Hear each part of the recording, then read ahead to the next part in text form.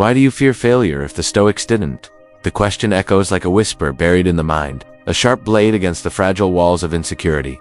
We walk through life terrified of slipping, terrified of losing, terrified of not being enough. And yet, centuries before any of us existed, men walked through wars, exiles and tragedies with an unshakable calm. Men like Marcus Aurelius, Seneca and Epictetus, who faced the same storms we face, but without bowing to them. They believed that no outcome in the world could ever defeat the one who controlled his own mind. And for a moment we wonder, what did they understand that we still don't? Perhaps the fear we carry isn't about failure itself, but about the mirror it forces us to stare into the truth of who we really are when everything collapses. Imagine standing at the edge of your greatest dream, close enough to touch it, but unable to move forward because the possibility of falling feels heavier than the possibility of flying. We tell ourselves stories that failure defines us, that mistakes expose us, that pain means we should stop. But the Stoics walked into pain as if it were a forge, not a prison. Seneca once wrote, "Difficulties strengthen the mind, as labor does the body," and the world remembers those words not because they sound beautiful, but because they are terrifyingly true. Every fear we run from becomes our master. Every obstacle becomes bigger the more we try to avoid it. What if the truth is that escaping discomfort has cost us more than discomfort ever would? Marcus Aurelius, an emperor responsible for millions of lives, woke each day prepared for loss, betrayal, disease, war, and yet he did not collapse under the weight of uncertainty. He trained his mind to treat each blow as material for growth, not destruction. He wrote, "The impediment to action advances action. What stands in the way becomes the way." For him, misfortune was not a curse, but a teacher. And then there is Epictetus, born a slave, tortured, robbed of freedom, yet he stood stronger than kings because he ruled the one thing they could untate himself. When everything external is stripped away, only character remains. And fear. Fear can never steal what you are, only what you pretend to be. And we who breathe in a world that worships comfort and curses adversity, how far have we drifted from this ancient strength? We wait for courage to appear before we act. When the Stoics acted first, so courage could emerge. We wait for fear to disappear, when they walked with fear beside them. We complain about the weight of our burdens, while they lifted theirs without asking the universe for mercy. Modern voices call failure the enemy, but the Stoics called it the sculptor. Crushing moments, broken plans, and painful lessons carve us into something sharper, wiser, and unbreakable, if we allow them. But most never do. Most spend their whole life running from the trial that could have forged their greatness. So the question returns, colder and deeper than before. Asterisk, asterisk, why do you fear failure if the Stoics didn't? Asterisk, asterisk, not to accuse, but to provoke. Because the truth is that inside each of us, there is a sleeping strength, a version of ourselves that feels no fear of falling, only fear of never rising. And that strength is waiting for a spark, a moment, a decision to wake. We do not need to declare loyalty to ancient philosophy to feel what they felt.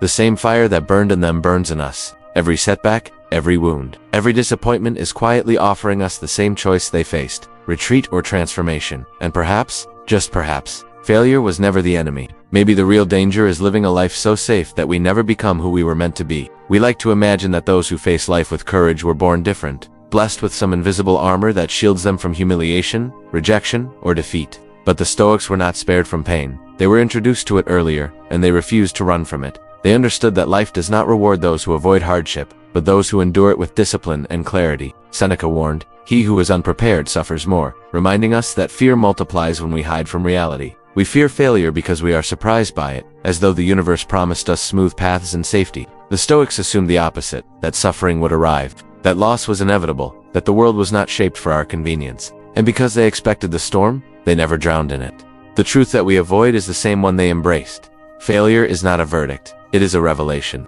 It strips away illusions and exposes what is weak, but it also points directly to what can be strengthened. Yet we treat failure as death, as if the end of one attempt means the end of our identity. We say, "What if I try and it doesn't work?" But we never ask the more dangerous question, what if I don't try and spend the rest of my life wondering who I could have been? The Stoics didn't fear mistakes because they didn't measure their worth by outcomes, only by effort, integrity, and resilience. To lose a battle in the external world meant nothing if one's internal world remained unshaken. The battlefield was always the mind, and victory was always self-mastery. There is a moment in every life when the pain of remaining the same becomes greater than the fear of change. Some people reach that moment early, others only on their deathbeds. Marcus Aurelius wrote in his diary, "Words never meant to be read by anyone else. You could be good today, but instead, you choose tomorrow." How many times have we done the same? Hiding behind excuses disguised as perfectionism, calling it patience when it's really fear. We postpone our courage because we believe there will always be time later. But later is the most dangerous promise ever made, because one day there will be no later. and the world will never know what we were capable of. Worse, we will never know. Failure is not a warning sign to stop, it is a signal to sharpen the blade. Even steel must be hammered before it becomes a sword. Epictetus taught, circumstances don't make the man, they reveal him. When something breaks in our life, a dream, a relationship, a plan, we are not being punished. We are being shown who we truly are beneath the surface. Do we collapse? Do we blame others? Or do we rise in silence and continue forward? The world watches louder than we think, but the real witness is the conscience. It remembers every time we surrendered to fear, and every time we grew stronger by confronting it. And without noticing, we become the sum of those choices. So perhaps we do not fear failure because of what it takes from us, but because of what it demands from us. It demands responsibility, it demands ownership, it demands that we stop blaming fate, luck, or people and face ourselves. But somewhere in that discomfort lies transformation. The Stoics did not become extraordinary despite their failures, but through them. Just like fire does not avoid the wind, it turns it into fuel. Those who embrace adversity become unstoppable not because life gets easier, but because they no longer need it to be easy. And maybe that is the truth we have been avoiding all along. We fear failure not because it destroys us, but because it forces us to grow. There comes a moment when every person stands alone with their own reflection, stripped of titles, applause and expectations, a moment when no distraction can protect us from the truth of who we are becoming. In that silence, something unsettling begins to move inside. The awareness that fear has been steering our lives more than our intentions ever did. We said no to opportunities not because we lacked talent, but because we feared disappointment. We avoided risks not because we lacked potential, but because we feared judgment. And every time we retreated, we told the universe that we were not ready to claim what we secretly wished for. The Stoics understood that the greatest tragedy is not failing. It is allowing the fear of failure to lock us inside a version of ourselves too small for the person we are meant to become. A prison built not by chains but by hesitation. Seneca once wrote, "We suffer more in imagination than in reality." And this sentence holds the quiet confession of every human being. The future we fear exists only in the mind, not in the world.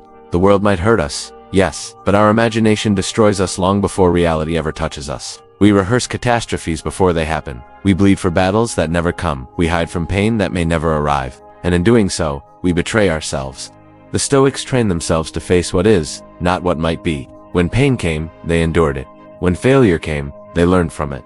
When fear came, they walked through it. That is why failure could not own them. They refused to submit to fears invented by the mind. They lived in the arena of the present, and the present is the only place where strength is built. But there is another truth the Stoics understood, one that our modern world has forgotten. A person without failure has never tested their limits. A person without wounds has never fought for anything meaningful. A person who has never broken has never rebuilt themselves into something stronger. We romanticize comfort, but comfort has never forged greatness. The Roman general who never lost a battle was never remembered. The one who returned from defeat with greater wisdom conquered history. The warrior who bleeds builds a legacy. The thinker who questions becomes immortal. And if we avoid the path that scares us, we avoid the future that could have transformed us. Fear tells us that failure ruins us, but it is the refusal to evolve that truly destroys us. Slowly, quietly, invisibly. And now the question from the beginning returns, not as a whisper, but as a challenge. Why do you fear failure if the Stoics didn't? Perhaps because deep down, we know that stepping toward our fear means stepping toward the version of ourselves we have been avoiding. And that version demands more discipline, more honesty, more effort, more courage than the comfortable life we've settled into. But something remarkable happens when we finally decide to confront fear instead of obeying it. The mind becomes clearer, the heart becomes steadier, the soul becomes harder to break. And little by little, the things that once terrified us lose their power. The world does not change, we do. And once that transformation begins, failure becomes nothing more than a stepping stone, a guide, a necessary fire. So stand in that fire. Let the pain teach you, let the disappointment refine you, let the setbacks sculpt you. Because the Stoics were not born fearless, they forged fearlessness. They were not chosen for greatness, they chose it. They looked into the eyes of failure and said, "Break me if you can," and failure never did. That is why their words survived centuries while empires crumbled to dust. And that is why you feel something shifting inside of you now. Something that has been waiting maybe for years to awaken. The question that haunted the beginning now becomes the answer. You fear failure not because it is powerful, but because once you stop fearing it, nothing will have power over you again. And that truth, once understood, changes everything.